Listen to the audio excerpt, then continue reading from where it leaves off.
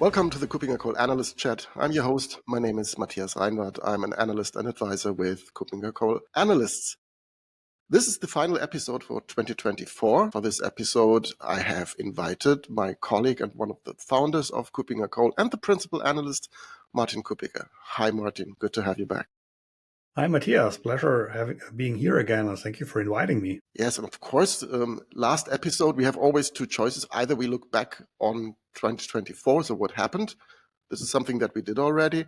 Much more interesting, especially when we're talking to analysts, which we are, is having an outlook to the future. What will happen? What do we expect in the topics that we as analysts cover? This is IAM and cybersecurity and a bit more. What do we expect to happen within the next 12 to 24 months? And this is what we want to do. We want to have a quick check on what can we see as trends. So I hope you have your crystal ball available for looking into the future. And I know you did some research already on the topics that you recommend to CISOs, what they should look at. So what are the main trends? Where should we start? Where should people look at for 2025?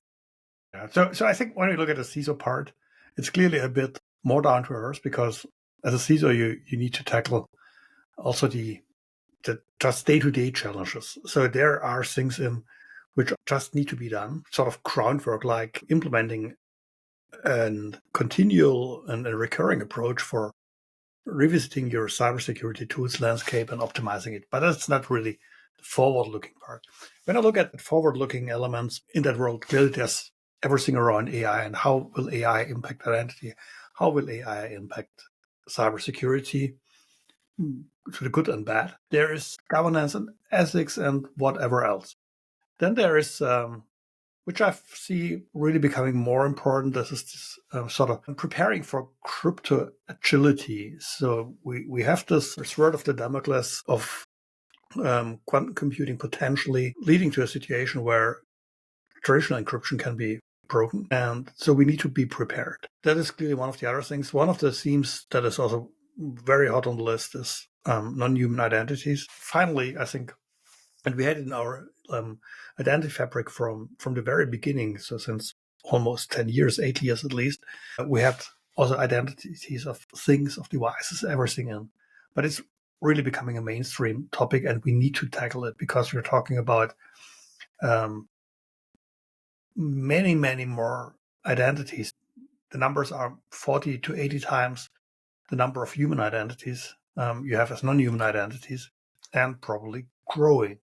So these are some of the themes I see aside of the sort of down-to-earth themes. And the CISO agenda probably will go out before this podcast. So it will be published already, CISO agenda 2025, when the podcast is released. So there will be a lot of more detailed information available. The good thing is, if I now look back to what we did recently in this podcast, some or almost all of these topics we have already covered. I've talked to Alexei about quantum safe cryptography and crypto agility. We have been talking about non-human identities. So there is a theme that continues into the next year, which we already have covered. And you've mentioned the identity fabric. We've added all these placeholders for new types of non-human identities into our new identity fabric as well. So this is something that we really, really already covered. And if you are interested, as you're listening now to this episode, you can go back, and there are just a few episodes. Lots of these topics are covered in depth already. I want to have a look at, and you've mentioned that AI to the good and bad, and I think that's an important part. Dealing with AI properly, I think this is a challenge that is not necessarily fully understood in all and every organization, how you can deploy it for the better, for the good, and how you apply just normal categories of efficiency, cost efficiency, delivering results, getting to a proper milestone plan when it comes to including AI in your business and in cybersecurity. Is this something where you think organizations should work more on? So I think we must get away from the marketing fuss around AI. So right now there's an AI badge on everything, including my webcam. So if I go back a little, you will see hopefully you will see in a second, there's some AI in which follows me, or if I go down over there. So my webcam, on a good day at least, should follow me. unless I have set it to the fixed angle, which might have happened because I did a webinar yesterday. Maybe I haven't switched back, but my webcam is AI powered. How much AI is it? Honestly, so I think we need to get rid of this fuss, because this fuss thing is really something where I feel this is not the thing we should look at. We should look at where's the real potential. And by the way, we also talked about AI not that long ago. We talked about AI identity as something I feel is very important. So the identity of AI components, bots, agents, etc., the relationships between humans and the bots acting on their behalf, all this stuff is, from my perspective, part of what we need to look at. But we also need to primarily look at what is the real benefit. So does it make us better? In that sense, AI is augmenting intelligence. Incredible potential for that. I think many of us who have played around have learned they can do certain things much better. But I think everyone also has learned. So when you use ChatGPT, you quickly learn that ChatGPT sometimes hallucinates. So we also need to learn to understand what can be done with that, how well it are the results, when can we trust the AI, when can't we trust the AI, what do we need to do to ensure that the results help us and don't at some point turn out to be so wrong and invalid that we need to repeat the work. And I think this is part of the learning, which also goes into explainability, which is not a new theme. I remember I've been a speaker at an event, and someone from IBM talked back then. It's probably almost a decade ago. Talked about explainability and solutions. In that case, in IBM Watson, on how to do that.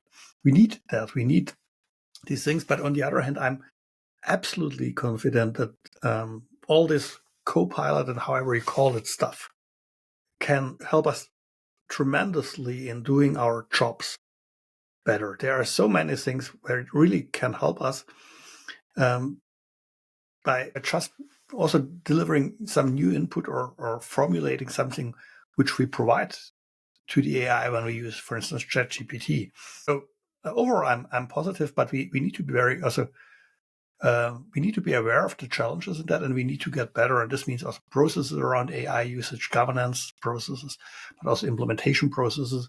We need to learn how to maintain and improve prompts and have versioning of prompts in a proper manner, etc., to make it reusable. So as long as the prompt is something which is invented by someone, stored somewhere, and not reusable, the value is relatively limited. So we need much better tools that are totally perfectly aligned with what we use in our daily work.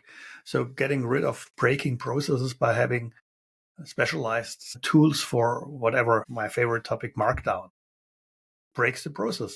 Doesn't make sense at all. Right, and you've mentioned that. I agree that we really need to get rid of the notion that prompt design is an art form. It's just a toolkit that you need to use, and you've mentioned versioning and making prompts available within an organization just to spread the knowledge and to improve the overall team performance. If we apply that back to our core knowledge areas, which are IAM, cybersecurity, and more, if we apply AI or machine learning or generative AI to IAM, where do you see the real benefits coming in the next 12 months? So what I currently see happening is building integrations. So how do you set up integrations? AI can perfectly augment. We see a lot of AI, not only in the analytical, but also right now in the generative AI part, in the entire, I would say, the wider and broader SOC, security operations SOC space, where the security analysts are supported. They get the right information they need they gain more insight, etc. So this is extremely helpful there. But I also see more and more things happening around sort of the usability. So prompting your IAM system if you want to have a report instead of manually building a report. These things are also areas where I see we can really improve the efficiency of the results we get. We can get to them much faster, much better. These are, from my perspective, really super interesting areas. But I think we touched a bit the versioning, etc. stuff. I think this is one of the maybe the dark hidden secrets we currently have in IT. Also, when we look at, for instance, at orchestration. So everyone tells me, hey, we have a cool no-code or low-code orchestration capability. And then I ask, okay, do you have versioning in place? Do you have an AI-backed auto documentation capability in place? Do you have a staging process in place? So these are the questions we need to ask, because the risk is that, like with prompts, that's the same thing. All this no-code stuff will really get out of control. So we probably will have a lot of implementations here, no-code, low-code, a lot of prompts that are there, and no one knows where they came from. No one knows what they exactly do. No one knows how to maintain. We need to bring them into a proper process. Yeah, I would fully agree. And this also has to deal with the fact that the same prompt will not necessarily lead to the same results tomorrow, because also the knowledge base and the way the AI is trained will change over time. So there needs to be adaptation as well. We cannot close down this episode. A good point I think you've made. Looking forward, what do we need to do in 2025? We talked a bit about opportunities. What we need to do in 2025 is really, we need to look at orchestration, but we need to do it right. Orchestration is a cool thing within parts of solution of cybersecurity and identity, but also to integrate everything. Super, but we need to do it proper. AI, great thing, we need to do it proper. We need to prepare for upcoming changes like quantum safe encryption. We need to deal with, in a better way, with non-human identities. One of the terms I heard quite a couple of times in the past weeks is walled sprawl. So yes, if we have a lot of point solutions for dealing with non-human identities from this development area, from here on whatever IoT identities, it doesn't help us much. It helps us a bit in the particular domain, but we need to get control about it. We need to have enterprise approaches. This is what we need to do in 2025. These are some of the top areas.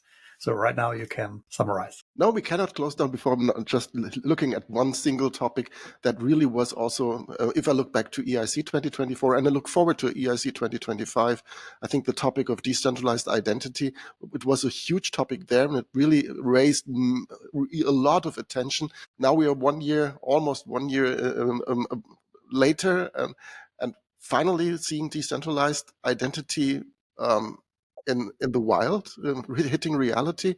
This will be a topic again. Do we see it in everyday life? In 2025, probably not. So I think from the UDI wallet perspective, the end 2026 is a target date, and we see it clearly. We see it in many countries. We see some of these identities in life which are not decentralized. Decentralized identity also comes not only in via the UDI wallet, it comes in via other initiatives. I think what is important is that we, maybe as the entire community, step a bit back and think about how must this concept really look like from a perspective of holder versus wallet. We are issuing credentials to the holder, not to the wallet. There might be multiple wallets, and they might be on different types of devices, not only the smartphone. And we need to look at it from a business perspective, from a business model perspective. If we just look at identity verification, a bit of authentication, it's hard to find the perfect business model. If you look at a bigger picture and much more powerful decentralized identity use cases, which really improve the entire backend process, then we are quickly in an area where we talk about millions, hundreds of millions, sometimes even billions of euros or dollars in savings in the process cost. And then there's no discussion about the business model anymore, because then there is a business case. So we need to probably take a bit of a broader perspective beyond what currently is in the scope, especially of the UDI wallet initiatives. There's much more in that, and it will very likely, and I'm very positive on that, become successful. The interesting question is which wallets, for which use cases, by whom, when. Great, thank you. So if we sum it up, if we look into the future, the next 12 months, and we have to name 4 or 5 key topics, I come up with non-human identities, I come with quantum safe encryption. You've mentioned AI being everywhere, including modernizing identity processes. And you've mentioned the way how we need to deal with decentralized identities and how they really can make sense. So these are 5 great topics I think that we should follow up on. Orchestration. And orchestration. That's now we're up to 6. And that is also of importance, because that allows us to achieve the scalability that we need. And that's something that is not fully yet grasped, how this really can work for many organizations, just to scale things up quickly by doing orchestration, automation, AI support here as well. So this is the last episode for 2024. So of course we need to say Merry Christmas, Happy New Year, and of course hinting at EIC 2025 that will be in May again. This podcast goes on a hiatus for 2 months, so we are doing an extended Christmas vacation. We will be back on the first week of March, and then we will cover all these topics and more running up to EIC. Until then, Martin, thank you for being my guest today. And Thank final you. words, anything to want to share for the audience before we close down? Happy holidays. Good one. Okay. Thank you very much, Martin. See you next year. Thank you. Bye.